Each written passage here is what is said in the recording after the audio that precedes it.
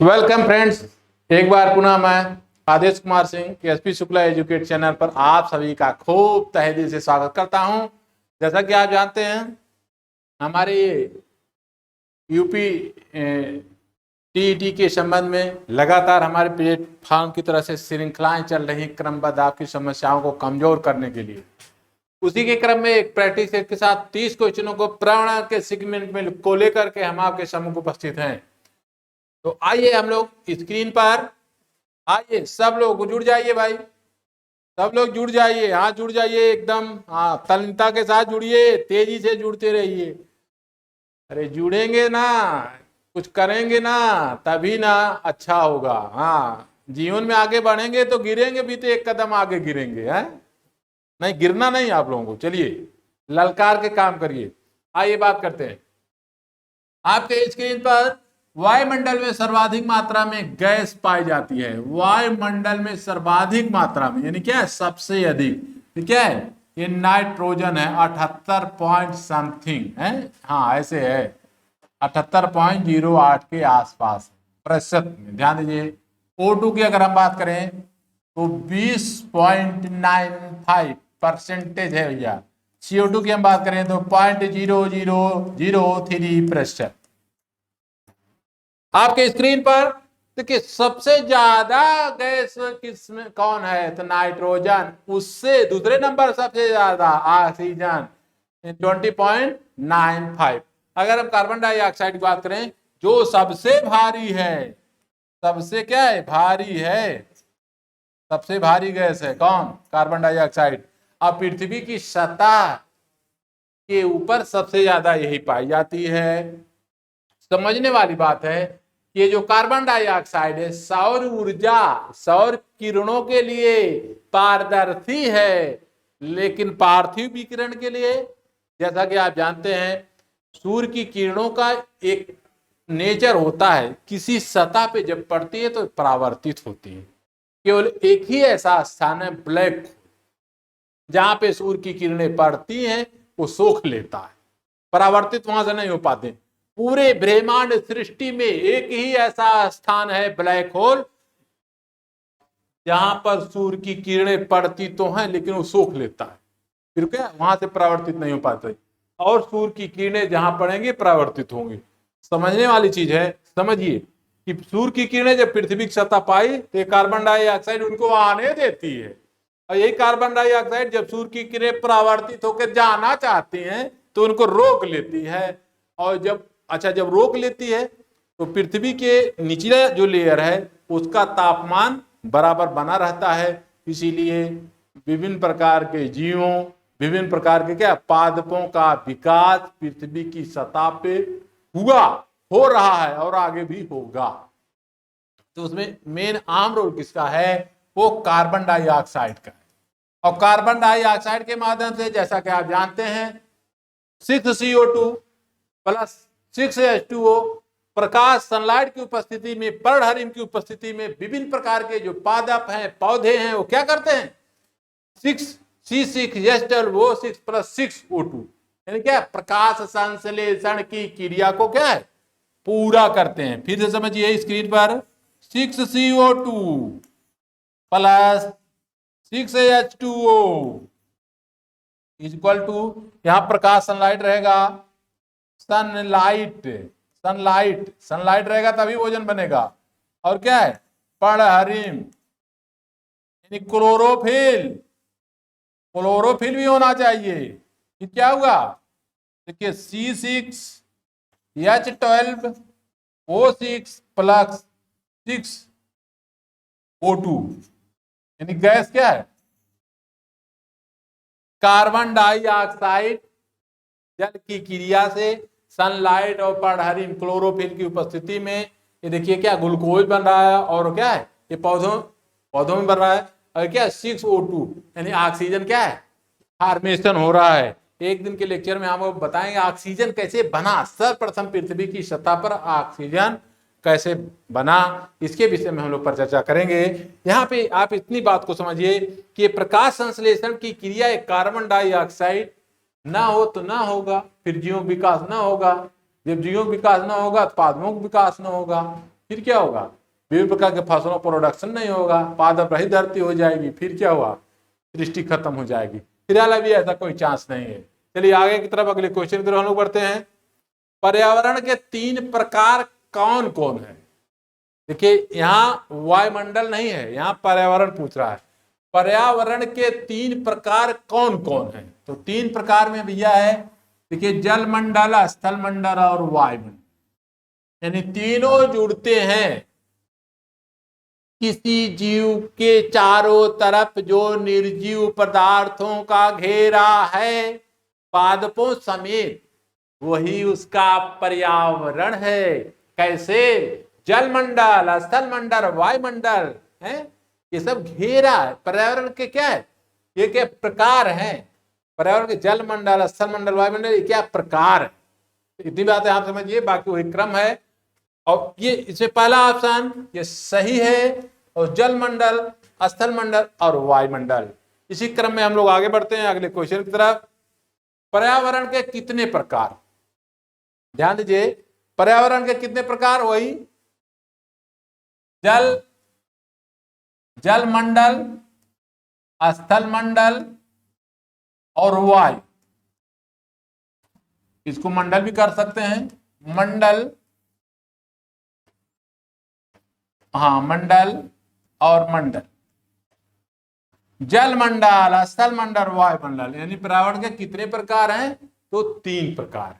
इतनी बातें आप समझिए। कभी कभी मैंने यहाँ पे आपको संकेत कर रहे हैं, कभी कभी यही प्रश्न आपकी स्क्रीन पर जो दिखाई दे रहा है परीक्षाओं में जुड़ जाता है, और आप अगर सजग नहीं रहेंगे तो ये भी गलत हो जाएगा। 3 की जगह आप 4 कर देंगे। कभी कभी कुछ ऐसे भैया बहन है जो 2 कर देंगे। हाँ, तो 2 न करिएगा, 3 करिएगा, ठीक है। अगले क्वेश्चन की तरफ। अब देखिए, बहुत ही इंपॉर्टेंट क्वेश्चन आपकी स्क्रीन पर, बेहतरीन क्वेश्चन है, समझिए इसको। कह रहा है पारिस्थितिकी तंत्र से संबंधित निम्नलिखित में से कौन कथन सही है?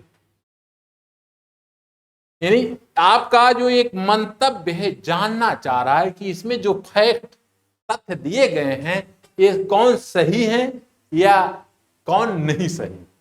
तो देखिए 1935 ईस्वी में एजी टांसले ने सर्वप्रथम पारिस्थितिकी तंत्र शब्द का प्रयोग किया। ट्राई इट, सही। पारिस्थितिकी तंत्र एक क्रियाशील इकाई होती है जिसमें परस्पर क्रिया करने वाले जीवधारी तथा किसी भी क्षेत्र के वातावरण के समस्त पक्ष सम्मिलित होते हैं। यहां आपको मेंशन करना होगा समस्त पक्ष। समस्त पक्ष का अर्थ है, समस्त पक्ष का अर्थ है स्थल मंडल से जुड़ी हुई जितनी भी चीजें हैं, वस्तुएं हैं, वो सभी। जल मंडल से जुड़ी हुई जितने वस्तुएं वे सभी। वायुमंडल से जुड़ी हुई जितने वस्तुएं हैं वे सभी। कह रहे समस्त पक्ष, एवरी पार्टिकल। उसको और फिजिक्स की भाषा में ना समझिए, केवल इन्वायरमेंट की भाषा में समझिए।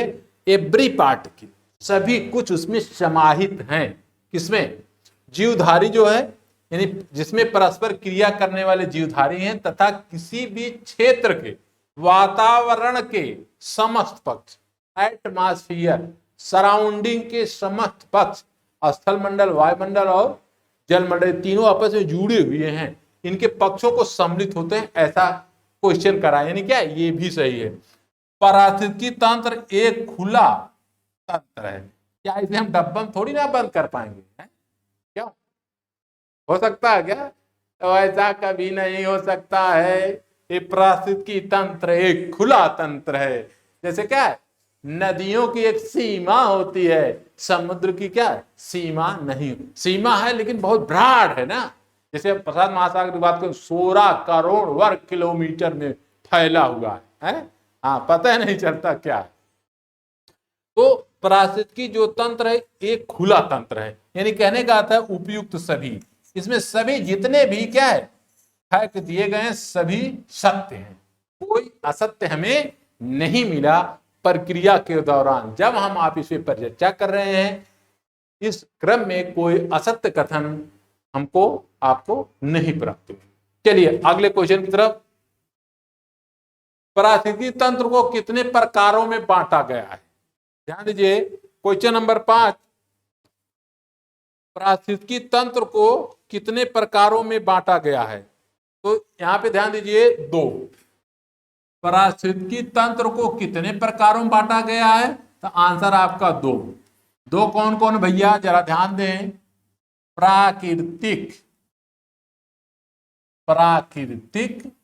हो गया पारिस्थितिकी तंत्र, दूसरा कृत्रिम, कृत्रिम पारिस्थितिकी तंत्र और प्राकृतिक पारिस्थितिकी, 2 भागों। पारिस्थितिकी तंत्र के 2 प्रकार, नेचुरल और आर्टिफिशियल। क्या गजब का क्वेश्चन। चलिए अगले क्वेश्चन तरफ हम लोग आते हैं। निम्नलिखित में से कौन कृत्रिम पारिस्थितिकी तंत्र है? 1 नहीं, यानी क्या नहीं है। कृत्रिम की बात हो रही है। पारिस्थितिकी तंत्र के 2 प्रकार, नेचुरल, अननेचुरल। जो नेचुरल नहीं है वो आर्टिफिशियल है। अब बात करते हैं 1, निम्नलिखित में से कौन कृत्रिम, यहां पूछ रहा है आर्टिफिशियल। हाँ, कुछ लोग सुंदर कम होते हैं तो क्या विभिन्न प्रकार के पाउडर, स्नो पाउडर लगा लेते हैं। लगाना भी चाहिए, बुरा नहीं, लेकिन कम है लगाना चाहिए, जिससे क्या है जिंदगी चलती रहे। चलिए हम बात करते हैं निम्नलिखित में से कौन कृत्रिम पारिस्थितिकी तंत्र है। तो कृत्रिम की बात आएगी तो खेत हो जाएगा, झील ये प्राकृतिक है, घास प्राकृतिक है, वन ये भी प्राकृतिक है। ये भी क्या है? प्राकृतिक है। ये प्राकृतिक है, प्राकृतिक ये भी है, ये भी प्राकृतिक है, ये भी प्राकृतिक है। और खेत ये क्या कृत्रिम है। खेत क्या है? कृत्रिम पारिस्थितिकी तंत्र में आएगा। क्यों? खेत मानव बनाता है, उसकी जुताई करके है, उसकी गुड़ाई करके, उसकी बुआई करके है, विभिन्न फसलों को अपनी आवश्यकता के अनुसार उगाता है। तो खेत जो है कृषि योग्य जमीन, खेत का अर्थ है कृषि योग्य जमीन जो है वो कृत्रिम, आर्टिफिशियल जो है पारिस्थितिकी तंत्र में आएगा। चलिए अगले क्वेश्चन की तरफ हम लोग बात करते हैं। जैव विविधता में निम्नलिखित में से कौन शामिल नहीं? एक बहुत ही स्पष्ट क्वेश्चन, जैव विविधता में निम्नलिखित में से कौन शामिल नहीं है? आनुवंशिक विविधता, वेरिएशन ऑफ जेनेटिक कैरेक्टर, नाम आपने सुना होगा, लेकिन इसको और तल्लीनता से समझिए। वेरिएशन ऑफ जेनेटिक कैरेक्टर, आनुवंशिक विविधता, यह सम्मिलित है, बायोडायवर्सिटी में यह सम्मिलित है। और स्पीसीज वेरिएशन यह भी सम्मिलित है। और पारिस्थितिकी तंत्र की विविधता यह भी सम्मिलित है। सामुदायिक विविधता, समुदाय का अर्थ एक समूह है। जैसे हम बात करें इजराइल का समूह, हम बात करें भारत तो विभिन्न जातियों और धर्मों का देश है। पूरी दुनिया में ऐसा कोई देश है नहीं है जो भारत, आप लोग बहुत भाग्यशाली हैं।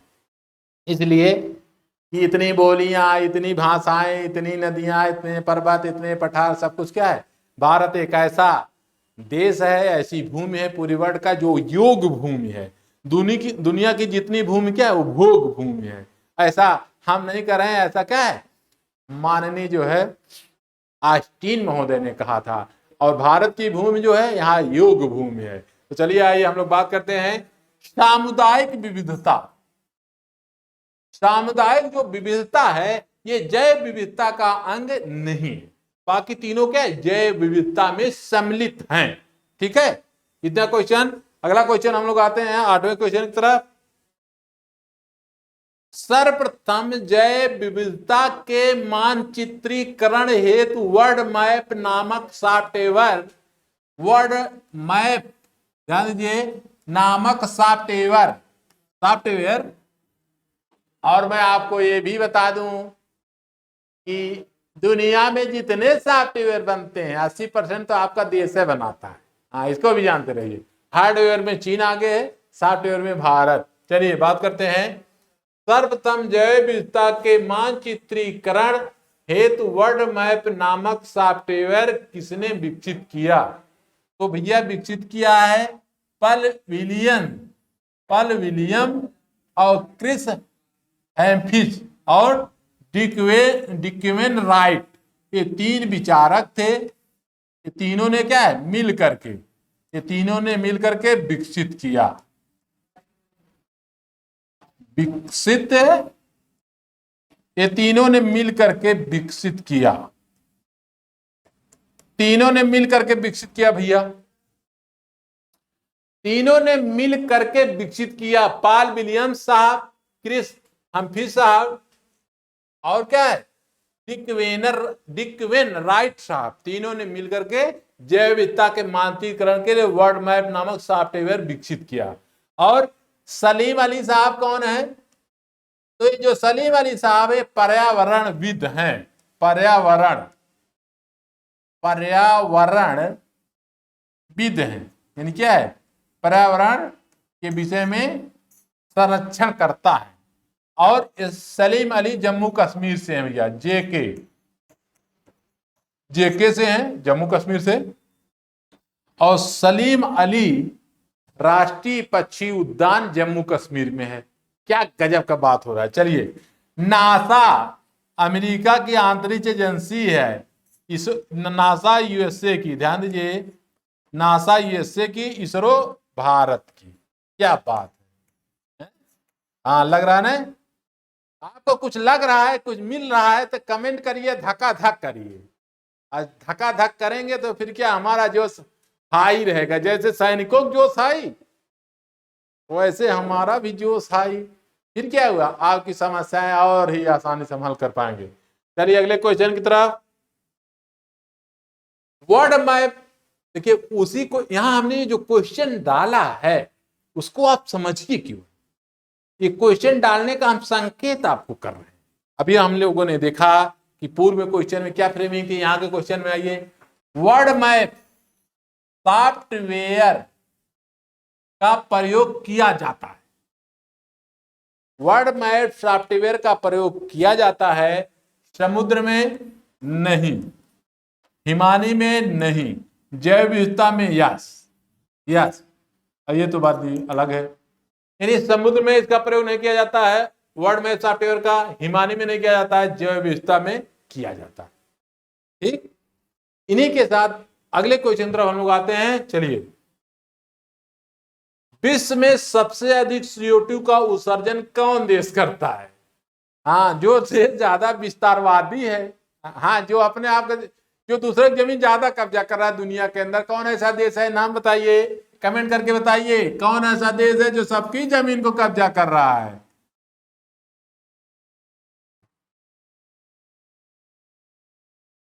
विश्व में सबसे अधिक CO2 का उत्सर्जन कौन देश करता है? तो आपको क्या है, चीन। सबसे अधिक उत्सर्जन कौन करता है? तो चीन करता है सबसे अधिक। ध्यान दीजिए, सबसे अधिक उत्सर्जन करता है तो चीन करता है। अगला क्वेश्चन, CO2 का प्रति व्यक्ति, वहां पे देश था सबसे अधिक, यहाँ क्या प्रति व्यक्ति सबसे अधिक उत्पादन, प्रति व्यक्ति सबसे अधिक उत्पादन थे, यानी यूएसए,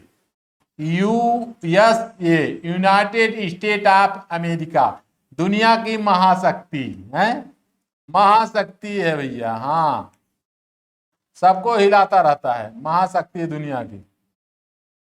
दुनिया क्या महाशक्ति है, हाँ, वन मैन आर्मी है, हाँ अकेले ही देश क्या है जो महाशक्ति है। तो यूएसए सब प्रति व्यक्ति पर candidate production CO2 USA, but whole production of CO2 चलिए आगे की तरफ। Question number 12, greenhouse gas, करिए, ग्रीन हाउस गैस प्रभाव को किस रूप में जाना जाता है? ग्रीन हाउस गैस प्रभाव को किस रूप में जाना जाता है? तो जल वर्षा, अरे भाई यही बारिश नहीं, अम्ल वर्षा। देखिए अब इसमें आपको थोड़ा समझना होगा, जैसे हाइड्रोजन सल्फाइड, सल्फर डाइऑक्साइड, उन स्थानों पे जहां पे फैक्ट्रियां ज्यादा हैं, फिर क्या हुआ, वही जो धूल कण है ऊपर उड़ जाते हैं, बादलों में जुड़ जाते हैं, संग्रहित हो जाते हैं, जलवाष्प की बूंद के रूप में संग्रहित हो जाते हैं। जब बारिश होती है कहीं कहीं अम्लीय वर्षा होती है पृथ्वी की सतह पे। अब ये तो वो मैटर हो गया। रुधिर वर्षा क्या है? अरे खूनी वर्षा नहीं भैया, खूनी ना समझिए, ये खूनी वर्षा नहीं है। फिर क्या है? सहारा रेगिस्तान से विभिन्न प्रकार के मोरक्को के दक्षिण पूर्व और क्या है पूर्व से विभिन्न प्रकार के ये जो बालू के कण उड़ जाते हैं और भूमध्य रेखा से होते हुए इटली के पास पहुंच जाते हैं। भूमध्य रेखा के ऊपर ही क्या है ये जो विभिन्न प्रकार के जो आर्द्रता है इन धूल कणों का उनसे मेल हो जाता है और हवा के माध्यम से ये पहुंच जाते हैं इटली तक। और इटली में क्या है ये बारिश होने लगती है, इसी को रुधिर वर्षा कहते हैं। और जो विभिन्न प्रकार के ये जो बालू के कण है लाल लाल दिखाई देते हैं बारिश की बूंदों के साथ। इटली के क्या है जब धरती पहुंचते हैं, अरे पूरे इटली में नहीं भाई, पश्चिमी इटली में, दक्षिण पश्चिमी इटली में और दक्षिण इटली में यहीं पे इसकी बारिश होती है। इसी को खूनी वर्षा के नाम से हम लोग जानते हैं या रुधिर वर्षा के नाम से जानते हैं। यानी क्या कोई खून नहीं, खून की बारिश नहीं होती है, जो बारिश की बूंदें गिरती हैं उसमें लालपन हुआ था क्योंकि बालू के कण छिपे रहते हैं। ठीक है, इसीलिए उन्हें रुधिर वर्षा के नाम से हम लोग जानते हैं। हम बात करें ग्रीन हाउस गैस प्रभाव को किस रूप में जाना जाता है, तो ध्यान दीजिए गैसों के वायुमंडल में जमा होने से पृथ्वी के वातावरण का गर्म होना। यानी क्या है जब विभिन्न प्रकार के एक क्लोरोफ्लोरोकार्बन है, कार्बन डाइऑक्साइड की मात्रा पृथ्वी की सतह पे जब बढ़ जाती है, ये जाकर के क्या है वायुमंडल में जल की बूंद विभिन्न प्रकार के जो आर्द्रता ग्राही कण है उनसे जुड़ जाते हैं और जुड़ने के क्रम में क्या हुआ जब बारिश होती है तो ये जो बारिश होती है उसके क्रम में क्या है या रोक लेते हैं उसको, वहीं पे ये पृथ्वी के वातावरण को गर्म हो जाता है इन्हीं के कारण। और जब गर्म हो जाता है तो यही क्या है ग्रीन हाउस इफेक्ट उत्पन्न करते हैं, यानी पृथ्वी की सतह गर्म होने लगती है। ठीक है, यही क्या हुआ प्रभाव, ग्रीन हाउस का प्रभाव किस रूप में जाना जाता है, यानी गैसों के वायुमंडल में, यानी गैसों के, ध्यान दीजिए गैसों के वायुमंडल में जमा होने से पृथ्वी के वातावरण का गर्म होना एक बेस है। ठीक है, चलिए अगले क्वेश्चन की तरफ। ओजोन परत निम्न में से किसको अवशोषित करती है, तो भैया ओजोन परत पराबैंगनी किरणों को अवशोषित करती है जो सूर्य से आती है, सूर्य से आती है, सूर्य से आती है पराबैंगनी किरणें। और त्वचा कैंसर, त्वचा कैंसर से बचाती है, कैंसर से बचाती है। अगर ओजोन परत न रहे फिर क्या होगा, यदि ओजोन परत नहीं रहेगा, यदि ओजोन परत ना रहे तो सूर्य की अल्ट्रावायलेट जो रेज है पृथ्वी की सतह पर आ जाएंगी, जो विभिन्न प्रकार के हम मानव हैं उसमें स्किन कैंसर की संख्या बढ़ सकती है, ऐसा सोचिए, ऐसा है। चलिए इतनी बात समझ गए। ओजोन परत निम्न में किसको अवशोषित करती है, तो पराबैंगनी किरणों को अवशोषित कर लेती है। ठीक है, चलिए अगला क्वेश्चन। अंतरराष्ट्रीय ओजोन दिवस मनाया जाता है, तो अंतरराष्ट्रीय जो ओजोन दिवस है वो यहां पे थोड़ा मिसिंग हो गया है, इसको हम सही करवा देते हैं। क्वेश्चन नंबर 14,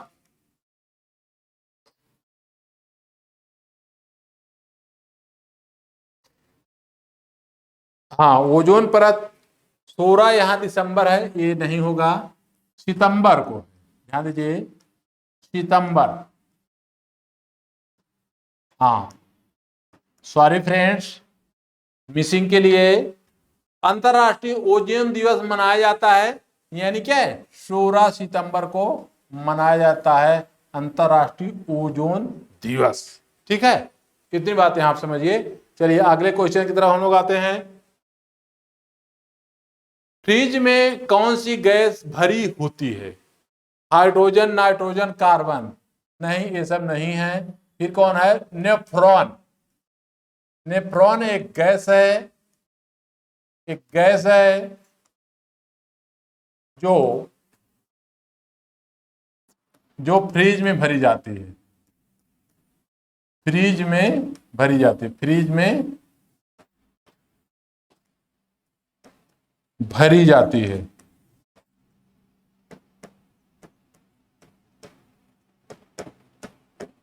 जो फ्रिज में भरी जाती है, नेफ्रॉन।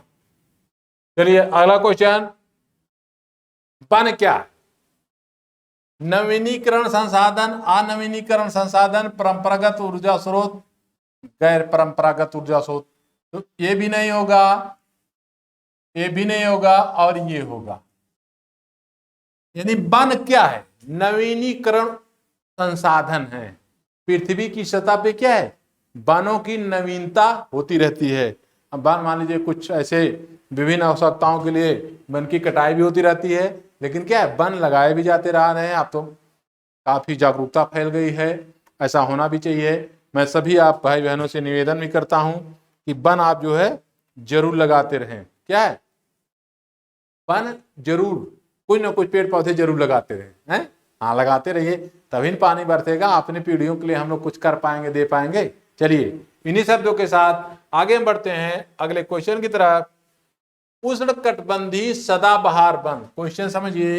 उष्णकटिबंधीय सदाबहार वन से जुड़ा निम्नलिखित में से कौन कथन सत्य नहीं है? ध्यान दीजिए, कौन कथन सत्य नहीं है पूछ रहा है। सत्य कथन नहीं पूछ रहा, कौन कथन सत्य नहीं है, यानी वो झूठा है, असत्य है। उसी की तरफ हम लोग बढ़ते हैं। उष्णकटिबंधीय सदाबहार वन 200 सेंटीमीटर से अधिक वर्षा वाले क्षेत्रों में पाए जाते हैं, ये सही है। उत्तरी सह्याद्री प्रदेशों में इन्हें शोला वन के नाम से जाना जाता है, बिल्कुल ये सही है। सह्याद्री का मतलब है कि जहाँ पे बर्फों का जमाव अधिक हो, ग्लेशियर हो, उस तरीके से। महोगनी, आबूनूस, रबर तथा सिनकोना यहाँ का मुख्य वृक्ष है, ये भी सही है। इन वनों में ऊंचे पेड़ों का अभाव होता मिलता है, नहीं, ये गलत है। बाकी सब क्या है? ये कथन असत्य नहीं है। निम्नलिखित में से कौन कथन सत्य नहीं है, यानी क्या है, ये कथन जो है ये सत्य नहीं है। इन वनों में ऊंचे पेड़ों का अभाव मिलता है, नहीं, ऊंचे पेड़ पाए जाते हैं। ध्यान दीजिए, ऊंचे ऊंचे पेड़ मिलते हैं, यानी उष्णकटिबंधीय वनों में ऊंचे पेड़ मिलते हैं, इतनी बात आपको जानना होगा। ऊंचे पेड़ मिलते हैं, यह कथन असत्य है और सत्य नहीं है। बाकी सभी कथन क्या है? सत्य हैं। चलिए अगले क्वेश्चन की तरफ हम लोग बढ़ते हैं आपके स्क्रीन पर। चलिए क्वेश्चन भी कमेंट करते रहिए, कमेंट करते रहिए, कमेंट करते रहिए भाई, कमेंट करिए, तभी ना समझ में आएंगे कि आप कहां तक पहुंच रहे हैं। चलिए, निम्न में से किस राज्य में 95% भाग उष्णकटिबंधीय सदाबहार वन से आच्छादित हैं? ध्यान दीजिए, निम्न में से किस राज्य में 95% उष्णकटिबंधीय सदाबहार वन से आच्छादित हैं, यानी क्या है, सभी वन इतना पाए जाते हैं 95%। तो दमन द्वीप नहीं, अंडमान निकोबार सही जवाब। अंडमान निकोबार में क्या है, पाए जाते हैं 95% जितने भी वन पाए जाते हैं अंडमान निकोबार में, वो क्या है, उष्णकटिबंधीय सदाबहार वन के रूप में पाए जाते हैं। कहां पे? जम्मू कश्मीर में। ध्यान दीजिए, जम्मू कश्मीर में पाए जाते हैं, सॉरी अंडमान निकोबार में पाए जाते हैं। I am feel sorry for it, Andaman Nicobar में पाए जाते हैं। मतलब ये 95% वहां का जो इलाका है, जो हिस्सा है, उष्णकटिबंधीय सदाबहार वन के परिक्षेत्र में आता है। ये 18वां क्वेश्चन। अगला क्वेश्चन, किस राज्य में सदाबहार वन नहीं पाए जाते हैं? देखिए, वहां पाए जाते हैं सबसे ज्यादा अंडमान निकोबार में, और कहां नहीं पाए जाते हैं? समझने वाली बात, कहां नहीं पाए जाते हैं? तो झारखंड में, झारखंड में नहीं पाए जाते हैं, नहीं पाए जाते हैं। झारखंड में नहीं पाए जाते हैं, और बाकी असम, मेघालय और त्रिपुरा में क्या है, थोड़े बहुत मात्रा में ये पाए जाते हैं। चलिए अगले क्वेश्चन की तरफ। क्या वन जीव संरक्षण अधिनियम कब पारित हुआ? यानी वन जीव संरक्षण अधिनियम कब पारित हुआ? Question number 20। तो देखिए यहाँ पे है 1972, वन जीव संरक्षण अधिनियम 1972 में पारित हुआ। यानी क्या ये सही जवाब? 1972 में देखिए विभिन्न प्रकार के मानव द्वारा विभिन्न प्रकार के जानवरों का लगातार शिकार जो है 1955 के बाद लगातार बढ़ता रहा, धुआंधार बढ़ता रहा। तो 1968 में एक कमेटी बनी, ठीक है, 1968 में कमेटी बनी। कमेटी ने एक रिकमेंड किया कि हम वन जीवों के संरक्षण के लिए एक प्लान बनाए। उस प्लान के तहत वन जीव संरक्षण अधिनियम 1972 ईस्वी में पारित हुआ। चलिए अगले क्वेश्चन की तरफ। वन जीव संरक्षण अधिनियम किस राज्य में लागू नहीं है? ऐसा कुछ भी है? तो उसके पहले आपको यहां आना होगा 5 अगस्त 2019 ईस्वी। 5 अगस्त 2019 ईस्वी, ध्यान दीजिए, ये जो 5 अगस्त 2019 ईस्वी जेके यानी जम्मू कश्मीर, बहुत ऐसे आपके कानून थे जो वहां पे क्या है इम्प्लीमेंट नहीं होते थे। गवर्नमेंट ऑफ इंडिया के तमाम ऐसे रूल थे और नियम थे, अधिनियम थे जो क्या है जम्मू कश्मीर पर लागू नहीं होते थे। लेकिन ये कब की बात है? इसके पहले। अब क्या है? अब लागू है, ध्यान दीजिए, अब लागू है। ये डाटा थोड़ा सा क्या है अलग है कि जम्मू कश्मीर, यानी वन जीव संरक्षण अधिनियम किस राज्य में लागू नहीं है? ये जम्मू कश्मीर। लेकिन ध्यान दीजिए, इसको नोट भी करिए, लेकिन अब माने 5 अगस्त के बाद, अब 5 अगस्त के बाद अब लागू है।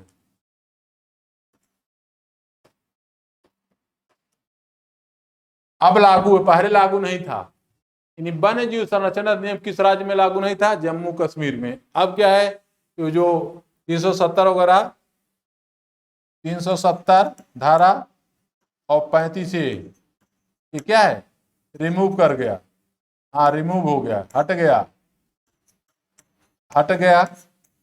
सो अब क्या है लागू, पहले नहीं लागू था, अब लागू हो गया। चलिए इतनी बात समझ गए। अगले क्वेश्चन। भारत के किस राज्य में सर्वाधिक वन जीव अभयारण्य है? भारत के किस राज्य में सबसे अधिक वन जीव अभयारण्य है? देखिए यहाँ पे थोड़ा सा जो है मिसिंग लग रहा है। भारत के किस राज्य में सर्वाधिक वन जीव अभयारण्य? तो यहाँ पे जो क्वेश्चन नंबर 22 है, यहाँ पे देखिए अंडमान निकोबार, नहीं बिल्कुल सही है। अंडमान निकोबार में सबसे ज्यादा क्या है वन जीव अभयारण्य, सबसे ज्यादा अंडमान निकोबार में। सबसे ज्यादा राज्यों की संख्या के आधार पर अगर देखेंगे तो सबसे ज्यादा जो है अंडमान निकोबार में लागू है। चलिए अगला क्वेश्चन। निम्नलिखित में से कौन प्राकृतिक प्रदूषण का कारक नहीं है? भूस्खलन है, बाढ़ है, वनोन्मूलन है। ध्यान दीजिए, निम्नलिखित में से कौन प्राकृतिक प्रदूषण का कारक नहीं है? भूस्खलन से भी होता है, बाढ़ से भी आता है, विभिन्न प्रकार के क्या है जो मृदा है प्रदूषित हो जाते हैं, विभिन्न प्रकार के ऐसे जानवरों का देहांत हो जाता है बाढ़ आने से, जिसकी वजह से क्या प्रदूषण बढ़ता है। वनों अधिक मात्रा में वनों की कटाई करेंगे तो वनों को काटने के बाद जो विभिन्न प्रकार की लकड़ियां होती हैं, जब उनको जैविक रूप से अपघटित किया जाता है, उससे भी विभिन्न प्रकार के बाह्यत्मक प्रोड्यूस होते हैं, उससे भी प्रदूषण होता है। ज्वालामुखी विस्फोट ये प्राकृतिक नहीं है। निम्नलिखित में से कौन पूछ रहा है प्राकृतिक प्रदूषण का कारक नहीं है? ये ज्वालामुखी विस्फोट से, ये क्या है प्राकृतिक प्रदूषण का कारक नहीं है। सही जवाब यानी डी सही है, यानी क्या ये डी ऑप्शन सही है। अगला क्वेश्चन, जैव विघटित प्रदूषक हैं। अब देखिए ये सब तो तीनों क्या है, ये तीनों अलग है, केमिकल कंपाउंड्स हैं। पारा, प्लास्टिक और एस्बेस्टस, ये केमिकल कंपाउंड्स हैं। जैव विघटित प्रदूषक यानी ऐसा पदार्थ जो विभिन्न प्रकार के बैक्टीरिया हैं, फंगस हैं और वायरस है, इनके द्वारा कोई पदार्थ को विघटित कर दिया जाए, तोड़ दिया जाए, उसके बाद जो चीजें बचती हैं वो क्या है, बाहित मल कहलाती हैं। बाहित मल। तो प्रश्न के मंतव्य के अनुसार जैव विघटित प्रदूषक निम्न में से कौन जैव विघटित प्रदूषक है, यानी क्या है, ये केमिकल कंपाउंड्स हैं, ये अलग हो गया। बाहित मल क्या है, यही है। ठीक है, आपका आंसर बी सही है, बाहित मल। अगला क्वेश्चन आपके स्क्रीन पर, निम्न में से कौन एक द्वितीयक प्रदूषक है। निम्न में से कौन क्या है, द्वितीयक प्रदूषक है। क्वेश्चन नंबर 25, ध्यान से समझिए, निम्न में से एक कौन द्वितीयक जो है प्रदूषक है। तो देखिए ओजोन, ये तो भाई सुरक्षा कवच है। स्माग ये नहीं है, और SO2 यह द्वितीयक प्रदूषक है। द्वितीयक प्रदूषक, यह द्वितीयक प्रदूषक है, ध्यान दीजिए, यह द्वितीयक प्रदूषक है, समझ रहे ना। निम्न में से कौन एक द्वितीयक प्रदूषक है, तो SO2, सल्फर डाइऑक्साइड, इसको कहते हैं सल्फर डाइऑक्साइड। सल्फर डाइऑक्साइड ये द्वितीयक प्रदूषक है, सेकंड प्रदूषक है। चलिए, इसी के साथ आपके स्क्रीन पर अगला क्वेश्चन, निम्न में से कौन ऊर्जा का परंपरागत स्रोत है। अच्छा लग रहा है ना, चलिए अच्छा लगना भी चाहिए। और आप लोग कमेंट करिए भाई, एकदम धड़ल्ले से कमेंट करिए, धड़ल्ले से कमेंट करते रहिए, धड़ल्ले से एकदम, हाँ धड़ल्ले से कमेंट करिए। और अपनी समस्याओं का, आपकी किसी भी पर्सन का, जो भी भैया बहन प्लेटफार्म पे जुड़े हैं, रुकना नहीं चाहिए। आपकी संकल्प कर लीजिए, अब की बार पूरा पार, हाँ अब की बार 100 के पार, नीचे नहीं आना है, अब की बार 100 के पार, माने आपको अब की सोचना नहीं है, इतना बात ध्यान रखिए। अरे भाई इसीलिए तो हमारी टीम, हमारी टेक्निकल यूनिट लगातार आपके लिए काम कर रही है, अब की बार पूरे पार। चलिए, तो निम्न में से कौन ऊर्जा का परंपरागत स्रोत है। तो भैया देखिए, सौर ऊर्जा, पवन ऊर्जा, बायोगैस, अरे गोबर गैस वगैरह चल रहा था। अब देखिए इसमें कोयला पूछ रहा है, परंपरागत कोयला इसमें हो जाएगा। कोयला क्या है, परंपरागत स्रोत में आ जाएगा। निम्न में से क्या है, निम्न से कौन ऊर्जा परंपरागत स्रोत है, तो कोयला हो जाएगा। अगला क्वेश्चन, ऊर्जा का गैर परंपरागत स्रोत क्या है, यानी गैर परंपरागत, जो क्या एक लंबे समय से यूज नहीं किया गया। अब आपको बता दें कि यहाँ पे गैर परंपरागत अनट्रेडिशनल एनर्जी में आ जाएगा आपका भैया, ये पेट्रोलियम आ जाएगा। पेट्रोलियम ऑप्शन बी सही है, यानी बी की बात हो रही, बी सही है। अनट्रेडिशनल एनर्जी, गैर परंपरागत ऊर्जा, ये क्या हो जाएगा, अनट्रेडिशनल एनर्जी, पेट्रोलियम हो जाएगा। चलिए अगला क्वेश्चन, राष्ट्रीय जल मिशन को कब अपनाया गया।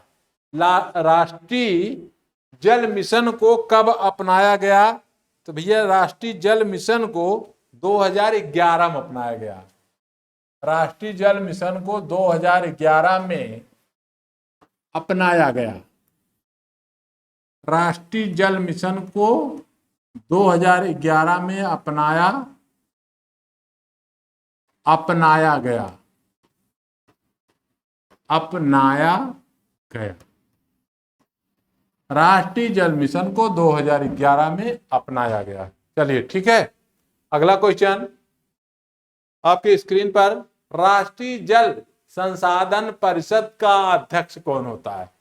राष्ट्रीय जल संसाधन परिषद का अध्यक्ष, चेयरमैन कौन होता है? तो भैया देखिए, ये प्रधानमंत्री होता है। राष्ट्रीय जल संसाधन परिषद का चेयरमैन यानी अध्यक्ष कौन होता है?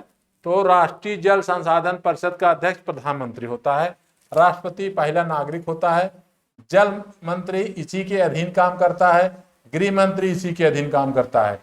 यानी राष्ट्रीय जल संसाधन परिषद का जो चेयरमैन होता है वो प्राइम मिनिस्टर ऑफ इंडिया। वर्तमान में इसके अध्यक्ष कौन होंगे?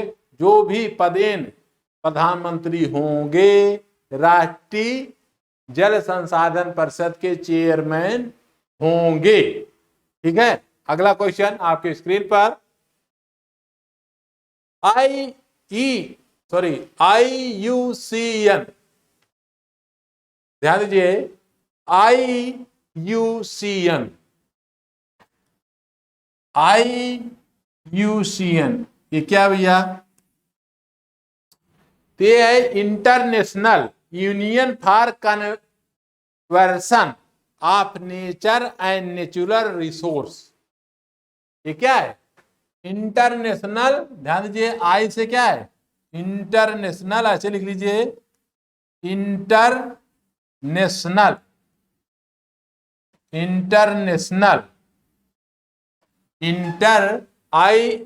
IUCN international union for conversion, union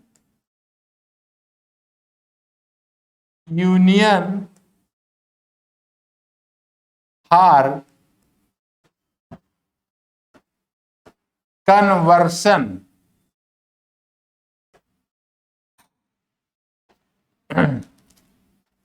nature and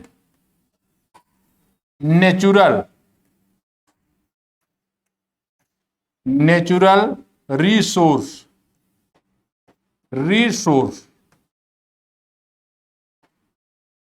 आसानी से उसको समझिए। IUCN का मुख्यालय कहां है? तो IUCN क्या है, पहले इसको जान लीजिए। तो international union for conversion nature and natural resource. फिर से समझिए, international IUCN international union for conversion nature and natural resource. ये क्या है? ये इसका पूरा नाम है। ये कहां पे है? स्विट्जरलैंड में है। ये कहां पे है? स्विट्जरलैंड में है। और मार्गस, ध्यान दीजिए, मार्गस क्या? एक नगर है, वहीं पे इसका मुख्यालय है। एक बार पुनः समझें, एक बार स्क्रीन पे बहुत तल्लीनता के साथ दिमाग लगाइए। हाँ, अरे मेहनत करेंगे, तल्लीनता रहेंगे, फिर क्या हुआ? तभी पार होंगे 100 है। हाँ, आपकी बार एकदम पार। IUCN का मुख्यालय कहाँ है? आप विस्मित हो जाते हैं जब आपका प्रश्न आता कि ये क्या पूछ लिया। अरे भैया कुछ नहीं, एकदम सिंपल है। क्या है? International union for conversion nature and natural resource, उसी का नाम है। अब ध्यान दीजिए, ये कहां पे? मार्गस, स्विट्जरलैंड में है। मुख्यालय कहां? Marcus, Switzerland. दो बातें मिल गई। अब समझने वाली बात है कि इसमें रेड बुक डाटा यूनिट का क्या है? ये वर्क करता है। विभिन्न प्रकार की ऐसी प्रजातियां हैं जो वर्ल्ड स्तर पे आज विलुप्त होने के कगार पे हैं। वो क्या है? वो ये उनको मॉनिटर करता है। ये क्या है? ये उनको मॉनिटर करता है। IUCN इंटरनेशनल यूनियन फॉर, जैसा कि नाम से स्पष्ट है, इंटरनेशनल यूनियन फॉर कन्वर्सन। ध्यान दीजिए, conversion nature and natural resource, nature and natural resource. कितनी बार समझ गए? कहां पे मुख्यालय है? मार्गस। कहां पे मार्गस है? कौन सिटी है? स्विट्जरलैंड का। सो फ्रेंड्स, आज का लेक्चर यहीं तक। जैसा कि आप स्क्रीन पे देख पा रहे होंगे, हमारे प्लेटफॉर्म का ये उद्देश्य है कि आपके रचनात्मक विकास में यथासंभव जो भी संभव हो सकता है, जो भी संभव हो सकता है, रचनात्मक जो चीजें जो है मूवमेंट प्लेटफॉर्म की तरफ से हमारी टेक्निकल यूनिट लगातार काम कर रही है।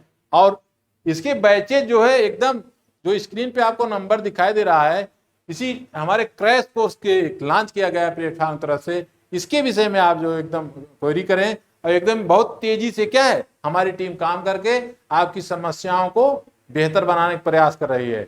और अब की बार पूरे पार एक हमारा विचार है कि अब की बार फिर दोबारा ना देना पड़े। हाँ, गवर्नमेंट ऑफ इंडिया ने और उत्तर प्रदेश सरकार ने भी डिसाइड कर दिया है कि एक बार पार फिर दोबारा अलग परीक्षा देते रहिए, ठीक है। हाँ, तो इस तरीके से आप लोग काम करिए।